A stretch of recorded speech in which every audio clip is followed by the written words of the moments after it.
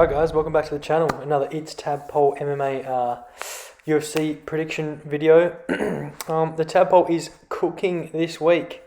Actually cooking dinner. So I have to keep this one short, sharp, otherwise my shit is going to burn. Hopefully under 30. We'll get into it. The recap from last week. Went 3 wins, 3 losses. Again, 50% on Underdogs as well. We got a gold badge though because we hit some methods. As for the betting, not so good. Went 1 and 5 on single plays. We lost the multi, down a total of 4.25 units on the night. The one formula selection was Alexei Oleinik. Lost. Spivak's takedown defense, it held up. Alexei managed to get some takedowns, but they were late in rounds. Couldn't work to subs. As for my other bets, I actually didn't hate them. You know, the Cheeto Grant fight, it was a banger. Had that one to end via a submission at $5.50 and, got very close. I think Cheeto attempted 3 submissions in the last round. Had a real tight rear naked, just with the wrong angle as the third round petered out. My best call of the night. Anyway, let's do it. Matt Brown, second round knockout. Called that to a T. I broke it down essentially perfectly, I knew Lima was going to have the kicking advantage and Matt Brown was going to have to crowd him. He did that. Perfect breakdown, and getting the round correct was pretty sweet. Worst call of the night, Dan Ige. I thought he was going to have the wrestling advantage. He did not. Korean Zombie beat him there, well and truly. And he was also getting outworked on the feet. He was doing some okay work. He went to the legs and the body more, but he could not turn it up, and maybe I underestimated the Korean Zombie a little bit. This week, 2 money lines courtesy of the formula. The multi as per usual. Let's hit it. Bottom of the verdict card, we've got Kennedy Nchukwu versus Danilo Marquez. Kennedy, 1.38 times and $1.90. Danilo, 3.61 times and $1.90. 2 big boys, a clash of styles as we see a striker versus a grappler. Marquez, he's a big rooster, a very strong guy, wrestler by trade, heavy on top, BJJ practitioner with a strong squeeze. Nchukwu, a striker, pretty nice to be honest. He fights with a high guard. I really don't mind his defense. The Carlos Ulberg fight really skewed his stats in the wrong direction. He got hit like 140 times in 2 rounds. But he passes the eye test. He's got a stupid reach. It's like 83 inches. His left straight, the 2, because he's a southpaw, comes out like a jab. It's fucking so long. And his actual jab with the right hand, he is also a strike he throws quite nicely. He doesn't necessarily assert a distance with his frame. He's willing to get in the pocket. But in this fight, I think he's going to afford himself a little more space as Danilo is going to look to grapple. It's a tough fight. Kennedy's takedown defense, it's solid. He's big, he's strong. But I do think that Danilo can take him down, That high guard that Kennedy fights with, it shows a lot of the hips to guys on their takedown entries. And then the other factor that Kennedy's got to worry about is Danilo, he loves to fake shots, fake takedowns, and loop the overhand. And that could catch Kennedy if he starts to drop his hands in preparation for the shot, for the takedown shot. So, yeah, and it's not like Danilo's without power. And if it goes to the mat in Marquez's favour, Kennedy's not great from the bottom. He's a little green, he's a little inexperienced, and Marquez could definitely find a submission. But if it's not early, I don't rate Marquez's chances, He's shown to gas out. Kennedy's conditioning is much better, volume for days. He's going to keep pushing. He's battled through adversity before. And I would expect Nchukwu to find the knockout if it gets out of the first frame. So I'm going to play the percentages and take that. And Nchukwu knockout in round 2 at 2.13 times. It's not really a value play, unfortunately. The juicy XP is all on Marquez's side. But, I just think Nchukwu has got much less to worry about on the feet with Danilo than he has with previous opponents. I think if he just drills that takedown defense, watch for that big overhand right, which he isn't unable to take. His durability has shown to be quite good. if he manages to just do those two things, it's a wrap. I think he's going to drown him and get a knockout. As for the second round, 3 of Kennedy's 5 knockout wins have been in the middle frame. So a little bit of history to back that thinking. Next fight, Renato Moicano versus Jai Herbert. Moicano 1.37 times and $1.41. Jai Herbert 3.7 times and $2.82. Moicano, he's a very, very tough fighter to get a handle on at the moment. The move to 155 seemed like a good one off the back of 2 knockout losses. Up that durability a bit and utilise his grappling more by adding some size. And in his lightweight debut, he got an immediate takedown and an immediate submission. Looked to be the goods. But then, again, knocked out in his last fight against Rafael Fisaev. His chin's a concern, and we know that Jai Herbert can put it together on the feet. He is a nasty striker, 8 knockouts from 10 wins. He even knocked down Francisco Trinaldo in his UFC debut, something that only 2 people had done previously to the 42-year-old mature Francisco Trinaldo. So that's impressive. Herbert is very active on the feet. He's always pumping out the jab. It's money. He's a rangy guy. It does let him assert distance and find range. He's very busy. Movement also solid, always bouncing on the balls of his feet. He's pretty elusive and he's very fast. I do like Moicano striking on the counter, or as a counter, not his countering game, but he's outstruck the likes of Calvin Kattar, Jeremy Stevens. He has tremendous ability, but we haven't seen him flaunt it that much recently and have seen his defense really prove to be shaky. And for those reasons, I think Jai is going to have an edge on the feet. But this is an MMA fight, and Moicano is the better grappler. Good takedowns. He hits at a very high percentage, and obviously incredibly talented BJJ practitioner, 7 pro subs. He's just a difficult guy to have faith in at the moment. But he has a huge experience advantage. He's been fighting in the UFC for 7 years. Took on some of the best to do it at featherweight. The Korean Zombies, the Jose Aldos, the Jeremy Stevenses, the Calvin Caterses. And I think that honestly just puts him in good stead to win this one against Jai, who it's only going to be his second UFC fight, So it's a Moicano decision at 2.41 times for mine. Again, not that much value. I'm sorry to say it, but if this sees the cards, Renato's actually never lost a fight via decision. He's 7-0 when the judges get involved. I hope that he shows us that high level striking that we know he has. He gets into the legs of Jai, stunts the movement. Show us what we've been waiting for, and then also mix in the takedowns, get some control. He maybe gets a sub if he gets Jai to the ground. Herbert, I don't know, never been submitted, but he's never really let it get to the ground, to be honest. Okay, next fight, Andre Fili versus Daniel Pineda. Andre Fili, 1.34 times and $1.43. Daniel Pineda, 3.93 times and $2.70. I love Andre Fili. I think this is a good fight for him. Pineda, he brings the heat. He fancies himself on the feet. He kicks a lot. Goes for a hands-down defensive approach. Has okay power, but his defense is horrible. And for that matter, Andre Fili is the better striker. Much more technical, much more reliable defensively as well. I like his movement. He's a very tall featherweight as well. Also has good kicks. I think his hand speed is speedier than Pineda as well. On the mat, Pineda, he's going to have a jiu-jitsu advantage. He's a much better BJJ guy. He's a legit black belt, 18 pro wins via submission. He is a liability defensively on the mat. He's been subbed 6 times, but Andre Fili doesn't really have that threat. Only 3 wins via sub in his career. Obviously, he drills it down there at ATT, but not some crazy offensive jiu-jitsu guy.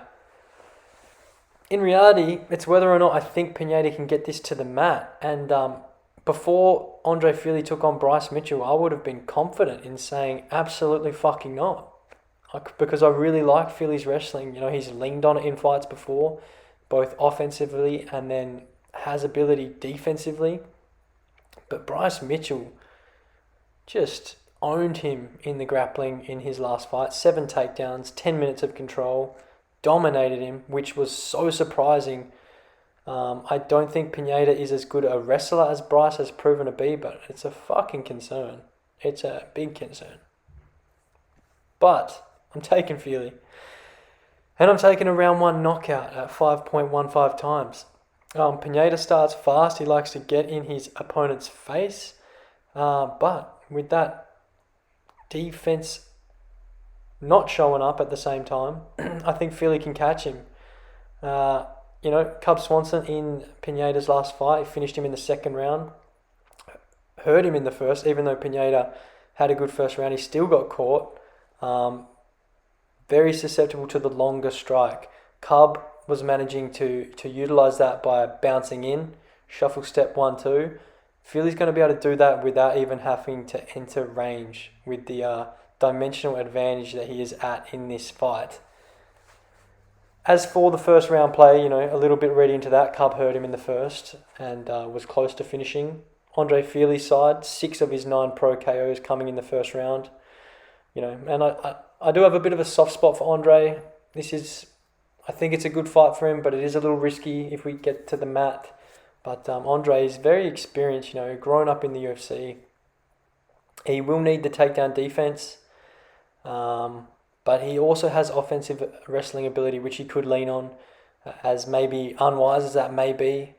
He has tangled on the ground before with good jiu-jitsu practitioners, such as, Dennis Bermudez, and he has good skill. Next fight along, Tim Means versus Nicholas Dalby. Tim Means 1.73 times and $1.56. Nicholas Dalby 2.37 times and $2.33. Very interesting fight here. Tim Means, I believe he will be the better striker. He's got great boxing. He's very tall, very rangy, throws a nice jab, works the body, and everything he does is in combination. The volume is there for Tim Means. Nicholas Dalby on the other side, he is less pretty, less technical, but still very effective, He's more of a grinding type character. He has a karate base, which then it's no surprise that his footwork, pretty solid. Head movement, not really there. His boxing, it eludes him at times, but he keeps the feet moving, which I like to see. And he kicks a lot, obviously, karate. He likes space, he whips up the high kick. He definitely utilises his lower half offensively more than Tim Means does. The fact that Tim fights long and, Dalby also likes to fight at range, it makes for a very interesting matchup. Because when they get close, it could be fireworks. And when they do close range, I would favour Tim Means. He's got nice hooks, like I said, nicer hands, better boxer. But when that happens, when Dalby can't keep a distance, he always looks to clinch, where he is quite strong, manages to get off nice work. And look to mix the wrestling. I think he has the wrestling advantage here. Would be wise for him to lean on it. He sets up his takedowns pretty nicely, to be honest, with the hands. Will hide his shots behind some boxing and then get onto the hips. And once on the mat, Dalby, he's pretty good at getting chest to chest, keeping his opponent's shoulders on the mat and, managing to work out a guard, transitioning to more dominant spots. And Tim Means, off his back, I don't know. He's got some questionable submission defense. He has been tapped 5 times in his career. His takedown defense, it doesn't read all that nicely. Susceptible to being controlled. Will Dalby get a submission? I'm not sure. I don't think so. He does have the grappling advantage, but he isn't some jiu-jitsu freak, I think he's only got 4 submissions in his pro career. But I am taking Dalby via a decision at 3.32 times. Strange call, but I kind of like it. This is my pick for fight of the night. On the feet, when it's there, I think it's going to be a war. Tim Means, plenty capable of sleeping Dalby.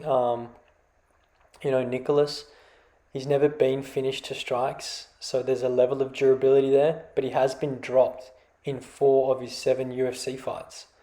So, read into that what you will. Tim Means, he's a great knockout artist, not essentially one-shot knockout power, but there could be some knockdowns.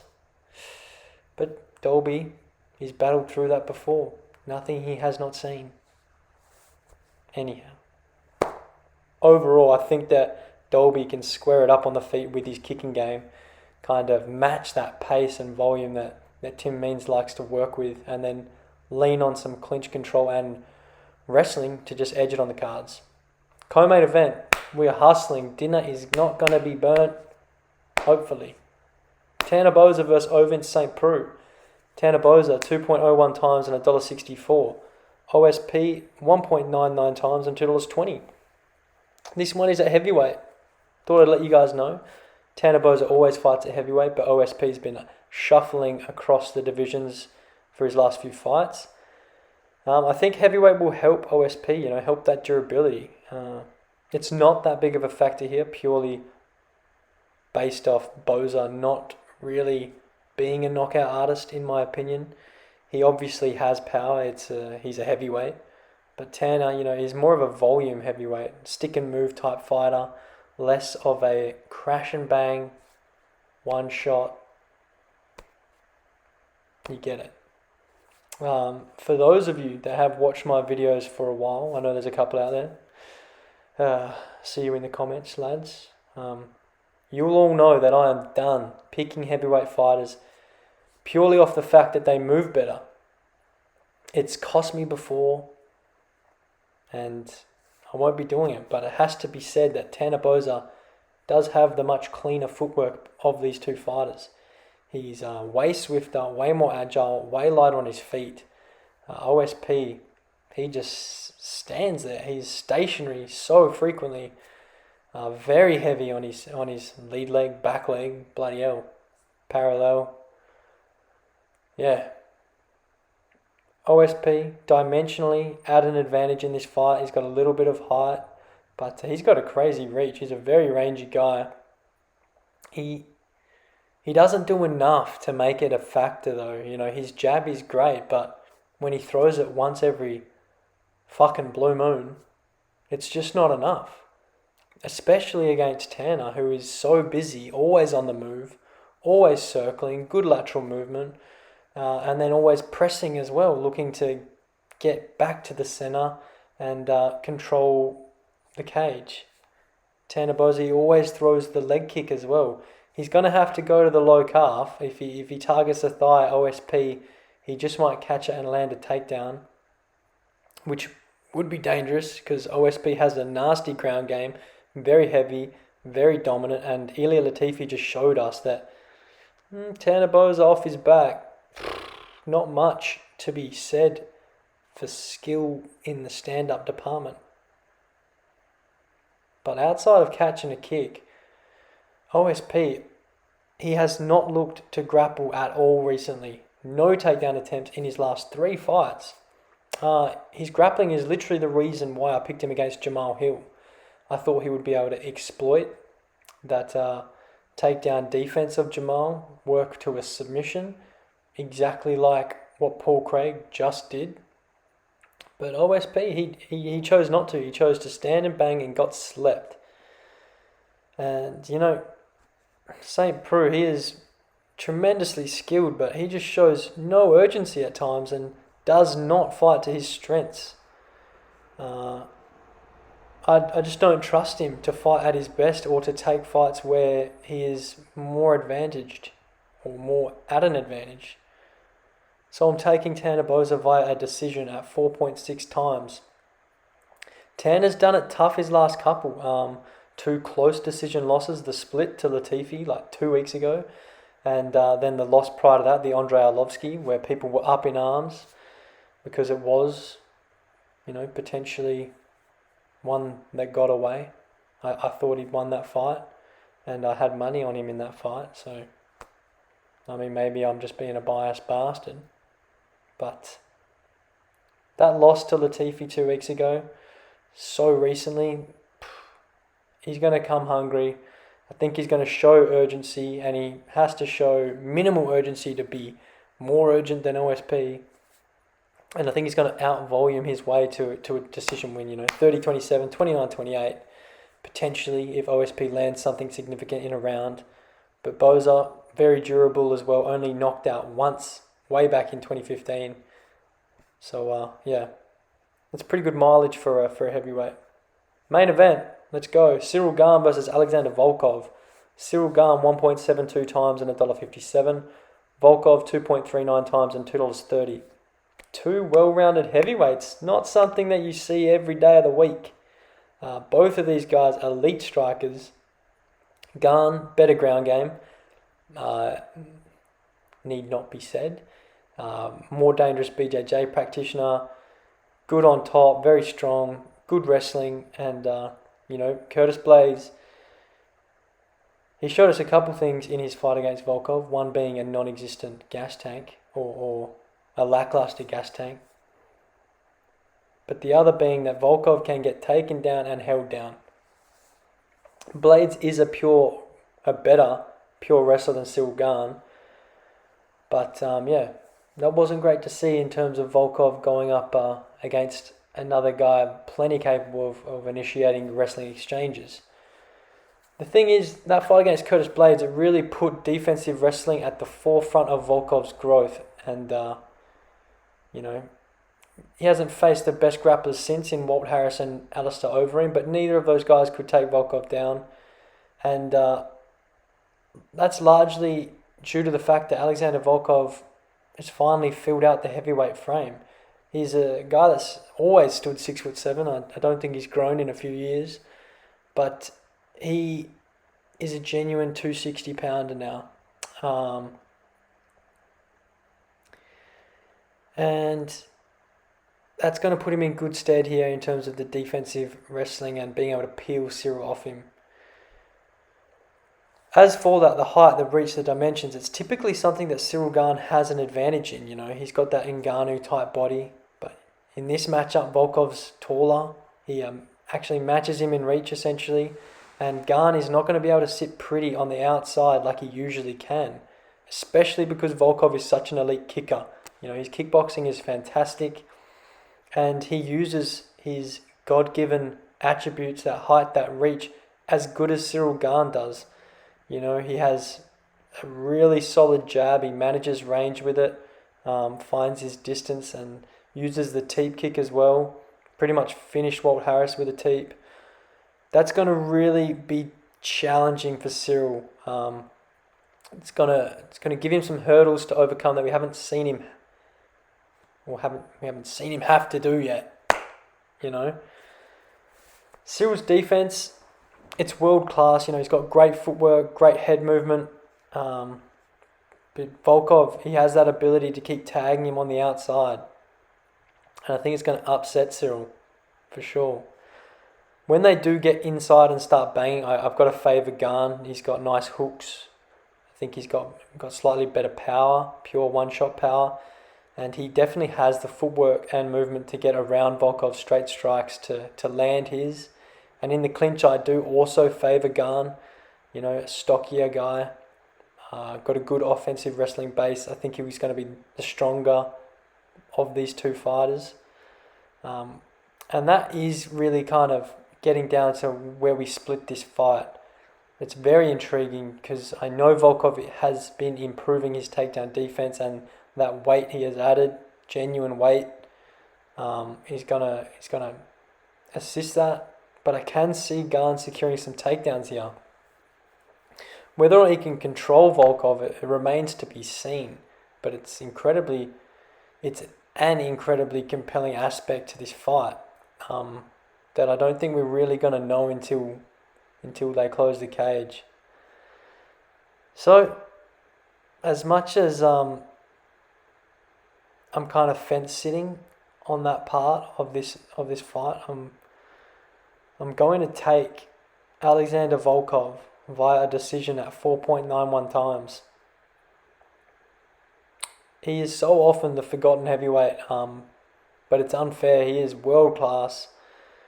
We are going to need to see that his defensive wrestling has gotten better, because Cyril Gane could go that route, and if he's managing to secure it easily, the fight's probably over. But on the feet, I think Volkov can do more. Gane isn't super aggressive. He's kind of patient, just like Volkov. I think the fact that Volkov can hit him in positions where Gane is typically safe and has never been hit before is going to be a big problem for such a young, kind of green MMA guy. I know he's got extensive striking history, but this is different. And, at that range, if you allow Volkov to kickbox with you, it's going to be a tough night. Because out-techniquing Drago at range is going to be a tall order. Pardon the pun. Single plays. We've got two. They're both money lines. Courtesy of the formula. We've got Nicholas Dalby on Sportsbet at $2.33. I like Tim Means, the Dirty Bird, but Nicholas Dalby. Karate base, wrestling edge. Let's get it done. Hit that underdog spot. The next formula money line, Alexander Volkov, $2.40 on Bet365. Again, I've literally just talked about it. I think $2.40 is too much. It's too much disrespect either on his end or too much respect on Cyril's end. Yes, Cyril could well be next. He is seriously good. But Volkov's been around for a long time. He's versed pretty much everybody. And he is as good as they come. And I rate him very highly. That's it. 2 formula bets on the single plays, multi-time. We're going in an obscure 3-legger. We're taking either Danilo Marquez to win via submission or Nchukwu to win by knockout. We're taking either Andre Fili via knockout or Pineda via submission. And then we're taking Volkov round 4-5 or decision at $22, 2 cents on Ladbrokes. The Volkov round 4-5 decision is self-explanatory. I think Fili wins via knockout, but there's a little bit of security here on the Pineda sub. Andre Fili, he has been submitted 2 times. Like I said, if Pineda can initiate that grappling, could be slightly problematic because he's a very crafty BJJ black belt. And just quietly, the Pineda submission prop is $12 on its own. 12-1. It's too much. I'm not hanging it out here on the channel, but that might be a side or an untracked side play, because as much as I do believe Andre will win by knockout, that price is too high. Won't be hanging my nuts on it here on the channel though. So, and anyway, Marquez via sub or Nchukwu via knockout. Again, kind of self-explanatory from my breakdown. If Marquez can get a takedown first round, the submission is live. If not, I'd be very surprised if Nchukwu didn't sleep him in the first, second or third. So, yeah, if that one sees the cards, that'll be surprising. I think I said surprising a lot this video. As always, guys, socials down in the description. If I release any more bets, I've been pressed for time. That's where you'll catch them. The records, betting, verdict, bloody prediction, they're all down there. Transparent as always. If you want to chat, think I've got it wrong this week, let me know in the comments. If you think I've got it right, also let me know. Positive reinforcement, the Tadpole will never say no to. Cheers for tuning in, you lot. Cadge up.